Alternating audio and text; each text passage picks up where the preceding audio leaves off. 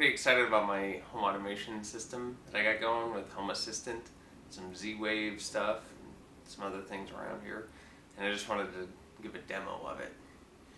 I can control all of it through a laptop. It's all through a web page, so I can either use my phone or a tablet or a laptop or anything. So let's take a look. Here's the server. It's a Raspberry Pi 2 with a Wi-Fi, and then this is the Aeotech Z-Wave Z-Stick to control the Z-Wave devices. I have a USB webcam plugged in for one of my cameras, and then I just plugged in, it plugs right into the stereo down here, so I can have noises be created and whatnot if the stereo's on. So that hosts the web page and runs all the peripherals. So since it runs on a web page, I just put a bookmark on my desktop.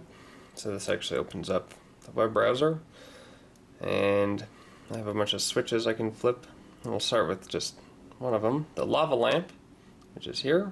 I just click it and it turns on, and if I click it, it turns off. So that's the basics. These are GE Smart Energy or Smart Toggle switches that, you just hold it up and the lights turn on. You hold it down and they turn off. The cool thing there is that they are Z-Wave enabled. So I can flip them like this switch, or I can just go down here, find kitchen lights, kitchen lights, and flip them on, and the lights turn on. And flip them off, and the lights turn off.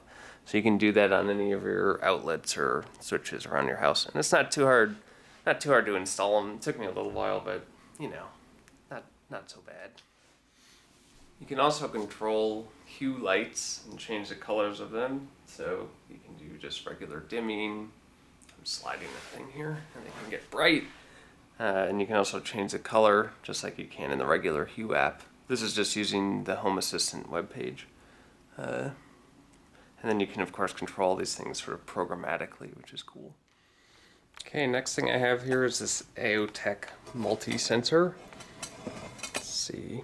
So this is a motion sensor and a thermometer and a humidity sensor and a light meter, and it can even sense like a little bit of vibration if you tap it. It's kind of the tamper guy.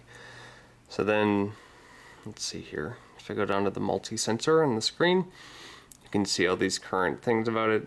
Motion sensor 3 down there means I tapped it recently, and each of these has a little bit of history on it by default.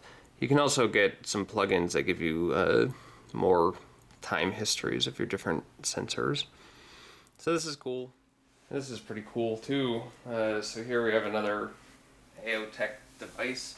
It's called a Smart Energy switch. You just plug it in line with whatever, a light, or in this case a heater, and you can flip it on and off through Z-Wave, and you can also see how much energy it's using. So if we just go to my switches here and find heater, it should be on here somewhere. There it is. Now that flipped the heater on, and the little blue light kind of flipped on over here, and now I can heat up the apartment. I also got a little battery powered door sensor here. It can just tell you if the door opens or closes. It just kind of blinks and sends a little signal. That's useful for triggering other actions, like when you come home, turning the lights on, for instance, which is pretty cool. It's all pretty cool. Okay, so let's see one of the actions here. I'm gonna have all the lights off. I'm gonna go outside and I'm gonna come home as if I were coming home from a hard day's work.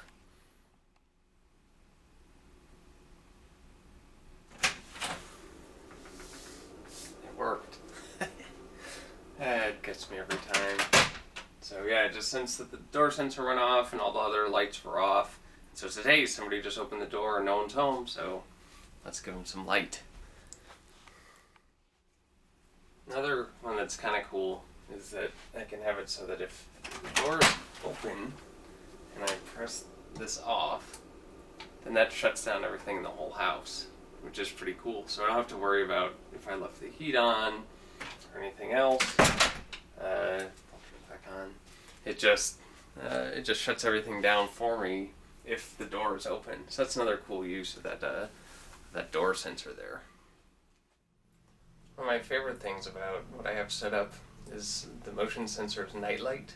So when it senses motion between the hours of, say, 1 in the morning and 5 in the morning, it turns on a nice, easy on the eyes nightlight in the bathroom, and it just sort of assumes you're heading in there if you're walking around at that time of night. So it's pretty cool. I'll show you how it looks. Pretty cool.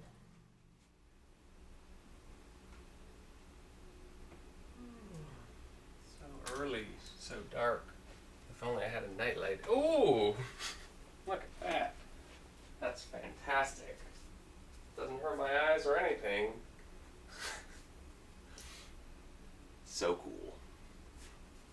Guess I'll go back home to bed now. Hope that light will turn off.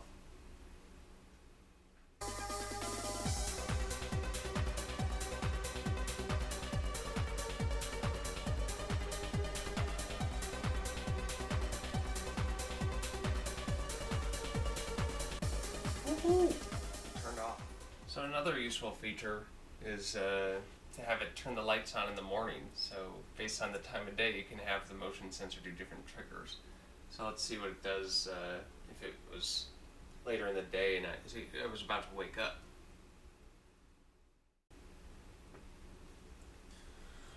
Good morning. Whoa! Yeah, it's great. So it turned on. And of course, there's the one button that you really just have to make that you know isn't going to actually work, but you got to make it anyway. The romantic button. So here we go. I'm going to press it.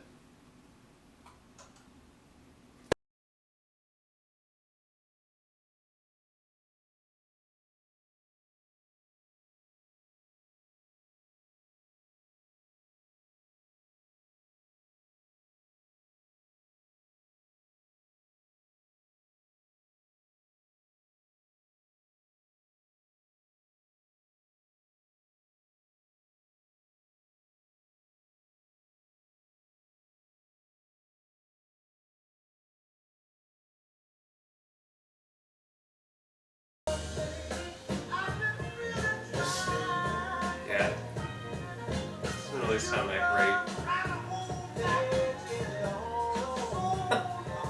great. Okay, so that's it. That's my home automation system. Hope you liked it.